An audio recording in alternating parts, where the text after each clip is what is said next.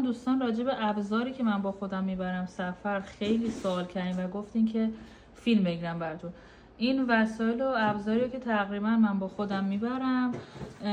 آچارایی که به سایز موتورم میخوره برای حالا پنچرگیری یا آچارای مورد نیاز موتورمه، فیلتر روغن لنت عقب و جلو، این در واقع واشر فیلتر روغنه، بعد اسپری زنجیر، فیلتر هوا، این چیزای وات و سوزنای وات و آچارش،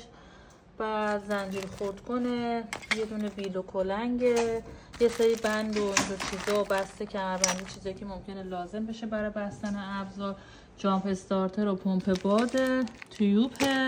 بند هوکه، بعد آچاراس، قفل زنجیر، یه مقدار پیچ و موزه اضافی و چسب و فیوز و قیف برای روغن عوض کردن و روغن و یه سری این وسایل. این تقریبا یا مثلا مثل شم، این تقریبا وسایلیه که با خودم میبرم، مثل همین صفحه کلاج و چیزایی که باید تعویض شه، یا مثلا کتی کلاج و دنده. و این حدوداً وسایلیه که من برای خودم تو سفر با خودم میبرم.